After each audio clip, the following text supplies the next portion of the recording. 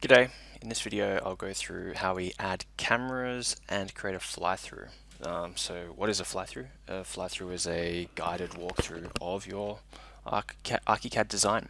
So to do this we need to work in the top-down view, so in our ground floor, and there's a few bits to it, so we'll make some mistakes along the way on purpose and hopefully that it all works out well. So maybe I might just simply bring in a camera. So the cameras are located in the left-hand side of the document. And when I place a camera, it's place, draw, and it's kind of where's it focusing on. Now that camera I can select.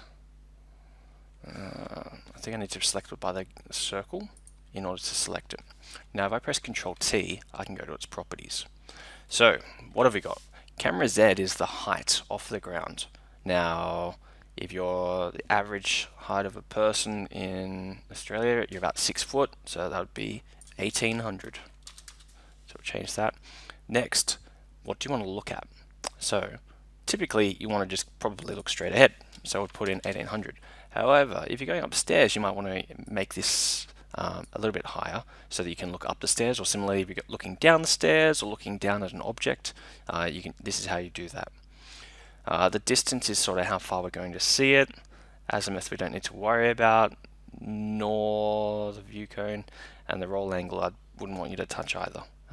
We don't need to strafe around corners and that kind of thing. Well, we can go into the date and time as I've previously covered. Again, I think you just leave it as it is. Okay. So when we add multiple cameras, there's going to be a path. It's going to come up in this blue. But anyways, let's just select this camera and apply, and we'll see on the right hand side where this comes. Where this is visible. So click apply. So in the 3D, there's now this untitled path, and if I expand it, I can now see camera 1. This is camera 1. So if I double click it, I'll be able to see what I'm going to see. Beautiful. Alright, I've now placed a camera. So what I'm going to do is place multiple cameras, with the idea being that they'll all go to this same path, and this is what I'll stitch together to create a walkthrough. So mine's going to be short. Oops, mine's going to be short.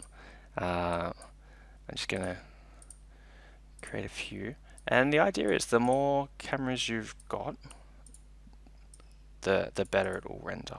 Okay, so I might go and look at the bed, and then I'll come back out.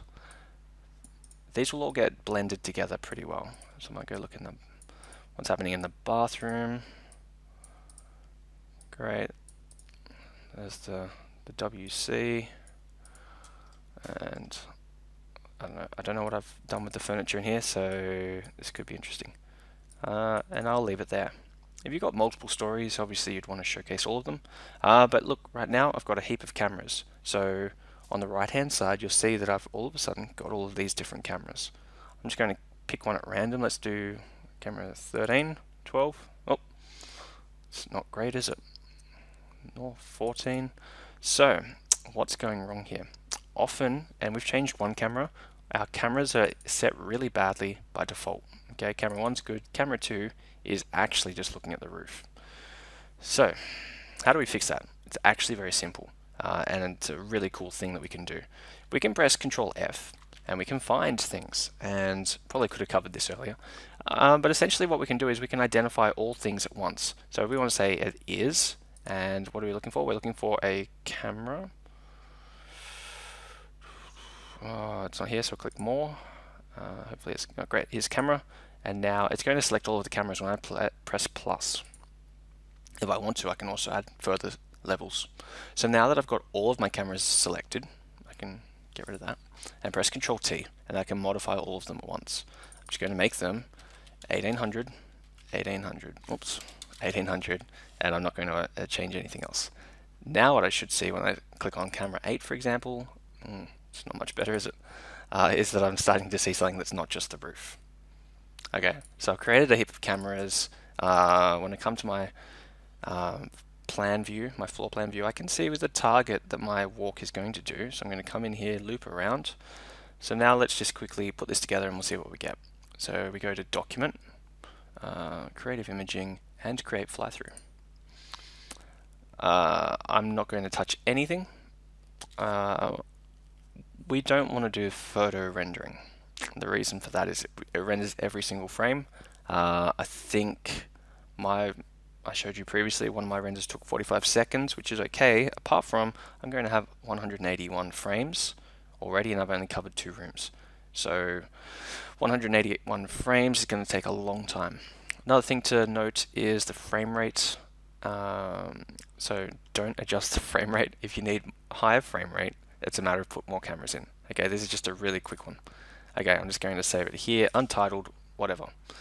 It'll quickly step through what I'm going to see. Alright, so it's, just takes a moment to process each section, and that's okay. But this is, straight up giving you an example of what you're going to be seeing in your walkthrough. If you're looking at the wrong thing, you probably want to just press escape a few times. I don't know if it works too well. Typically I don't think it does from past experience. But you'll see it's just creating frame by frame. If we'd enabled the photo rendering, it would have been, 45 seconds on my computer, at least per frame. And when we've got 800 frames, it's just a little bit too long. Alright, so thankfully I've got all my cameras, even at the top, I've got one camera selected. So up the top you can see the height of the camera and the target height. Okay, so next I should be coming around the bed, coming into this door. So you noticed that earlier we went through how to open doors. Really handy to do this, because otherwise your walkthrough is going to be not great when you're walking like a ghost through doors and walls. Alright, luckily I didn't bump into anything just now. I don't know if you'll actually see that. Hopefully there's a toilet in there on the left. I could probably rotate my camera to look down at that point. I don't think I need to. This is just an example of how to make it, as opposed to showcasing my brilliance. I'm keen to see what you guys do. Alright, so this will be just about finished. It'll get compiled automatically into a video. You should just be, producing one video that covers all of it, unless you really wanted to do, let's say a lower story and then an upper story, and maybe that might be what you have. So I think my one happened somewhere in the document, untitled. Great. And this is my video. Okay, the speed is actually pretty good. I don't feel like I'm running through the house. Maybe a little bit fast just there. I probably should be altering my target Z a little bit, and I can do that. Once I've changed all of my cameras to the right height, I can then individually select one camera to modify where that is. So for example, I could click on this camera here and press Ctrl T on this camera and change the target Z of this from being 1800 to potentially 1400. And what camera is that? It's camera 15. Camera 15, I believe. Okay. There we go. So now when it renders, it'll gradually tween down to here, so you can see that, and then tween back up as it gets to the next camera. Alright, so that is how we make cameras and how we do fly-throughs. Thank you.